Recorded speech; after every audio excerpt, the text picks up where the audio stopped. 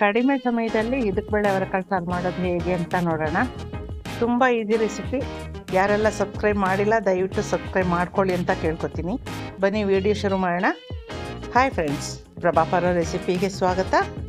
400 gram ಇದಕ್ಕಿದೆ ಅವರೆಕಾಳು, 3 medium size ಈರುಳ್ಳಿ, ಅದರಲ್ಲಿ ಅರ್ಧ ಒಗ್ಗರಣೆಗೆ ಎತ್ತಿಟ್ಕೊಂಡಿದ್ದೀನಿ, 3 ಟೊಮ್ಯಾಟೊ, 1 ಹಿಡಿಯಷ್ಟು ಕೊತ್ತಂಬರಿ ಸೊಪ್ಪು, 5 ನಾಟಿ ಹಸಿಮೆಣಸಿನ್ಕಾಯಿ, 1/4 ಬಟ್ಲಷ್ಟು ತೆಂಗಿನಕಾಯಿ. ಕೊತ್ತಂಬರಿ ಜಾಸ್ತಿ ಆಯಿತು ಅಂತ ಅಂದ್ಕೊಳ್ತಾ ಇದ್ದೀರಲ್ವ?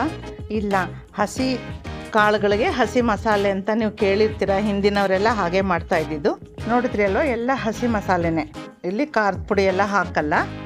ಈಗ ಮಿಕ್ಸಿಗೆ ತೆಂಗಿನಕಾಯಿ, ಹಸಿಮೆಣಸಿನಕಾಯಿ, ಈರುಳ್ಳಿ, ಕೊತ್ತಂಬರಿ ಸೊಪ್ಪು, ಕೊನೆಯಲ್ಲಿ ಟೊಮೆಟೊ ಹಾಕ್ತಾಯಿದ್ದೀನಿ. ಇದೇನು ಮಹಾ ಎಲ್ಲರಿಗೂ ಗೊತ್ತಿರೋಂಥ ವಿಚಾರ ತಾನೆ ಅಂತ ನೀವು ಅನ್ಕೋಬೋದು. ಯಾಕೆ ಆ ಥರ ಮೊದಲು ಹಾಕಬೇಕು ಅಂದರೆ, ನೀವೇನಾದರೂ ಈರುಳ್ಳಿ ಮೊದಲು ಹಾಕಿದರೆ ಮಿಕ್ಸಿಗೆ ನೀಟಾಗಿ ರುಬ್ಬಲ್ಲ, ಅಂದರೆ ಕಾಯೆಲ್ಲ ರೌಂಡ್ಗೆ ಆಗಿಬಿಡುತ್ತೆ. ಎಲ್ರಿಗೂ ಅದು ಅನುಭವ ಆಗಿರುತ್ತೆ. ಹಾಗಾಗಿ ಗಟ್ಟಿ ಪದಾರ್ಥಗಳು ಹಸಿಮೆಣಸಿನ್ಕಾಯಿ, ತೆಂಗಿನಕಾಯಿ ಇವೆಲ್ಲ ಮೊದಲು ಹಾಕೋದ್ರಿಂದ ಕೆಳಗೆ ಅದೇ ಪುಡಿ ಆಗೋಗುತ್ತೆ.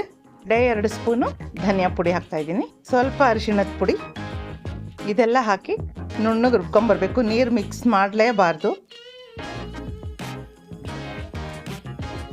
ಮಿಕ್ಸಿ ಮಾಡುವಾಗ ಮಧ್ಯ ಸ್ಪೂನ್ ತೆಗೆದು ಮಿಕ್ಸ್ ಮಾಡಿ ರುಬ್ಬಿದ್ರೆ ನೋಡಿ ಎಷ್ಟು ನೀಟಾಗಿ ಬರುತ್ತೆ. ನಾನಿಲ್ಲಿ ಒಂದು ಹನಿ ಕೂಡ ನೀರು ಹಾಕಿಲ್ಲ. ಈ ಥರ ಮಾಡೋದ್ರಿಂದ ನಾವು ಒಗ್ಗರಣೆಗೆ ಹಾಕಿದಾಗ ನೀಟಾಗಿ ಎಲ್ಲ ಚೆನ್ನಾಗಿ ಬೆಂದು ಹೋಗುತ್ತೆ. ನೋಡಿ, ಮಸಾಲೆ ರುಬ್ಬಿದ್ದು 1 ಸ್ಟೆಪ್ ಆಯಿತು. 2ನೇ ಸ್ಟೆಪ್ಪು ಒಗ್ಗರಣೆ ಹಾಕ್ತಾಯಿದ್ದೀನಿ. ಅರ್ಧ ಈರುಳ್ಳಿ ಹೆಚ್ಚಿಟ್ಕೊಂಡಿದ್ನಲ್ಲ, ಅದು ಅರ್ಧ ಈರುಳ್ಳಿ ಹಾಕ್ಕೊಳ್ತಾ ಇದ್ದೀನಿ. 1 ನಿಮಿಷ ಹುರಿದಿದ್ದಾದಮೇಲೆ 1.5 ಸ್ಪೂನಷ್ಟು ಶುಂಠಿ ಬೆಳ್ಳುಳ್ಳಿ ಪೇಸ್ಟ್ ಹಾಕ್ತಾಯಿದ್ದೀನಿ. 3-4 ಒಣಮೆಣಸಿನ್ಕಾಯಿ. ಶುಂಠಿ ಬೆಳ್ಳುಳ್ಳಿ ವಾಸನೆ ಕಡಿಮೆ ಆಗಿದ ತಕ್ಷಣ ಇದಕ್ಕೆ ಬೇಳೆನೆಲ್ಲ ಹಾಕ್ಕೊಂಬಿಡೋಣ. ಇದನ್ನು 1 ನಿಮಿಷ ಎಣ್ಣೆ ಜೊತೆನಲ್ಲಿ ಚೆನ್ನಾಗಿ ಫ್ರೈ ಮಾಡ್ಕೋಬೇಕು. ಕಾಳು ಉಪ್ಪಿಡಿಲಿ ಅಂತ 1 ಸ್ಪೂನ್ ಉಪ್ಪು ಹಾಕ್ತಾಯಿದ್ದೀನಿ. ಟೋಟಲಾಗಿ 1 ನಿಮಿಷದಲ್ಲಿ ಇದನ್ನೆಲ್ಲ ಹುರ್ಕೊಂಡ್ಬಿಡ್ಬೇಕು, ಇಲ್ಲಾಂದರೆ ಕಾಳು ತುಂಬ ಬೆಂದೋಗ್ಬಿಡುತ್ತೆ. ಈಗ ರುಬ್ಬಿದ ಮಸಾಲೆ ಎಲ್ಲ ಇದಕ್ಕೆ ಹಾಕ್ಕೊಂಬಿಡೋಣ.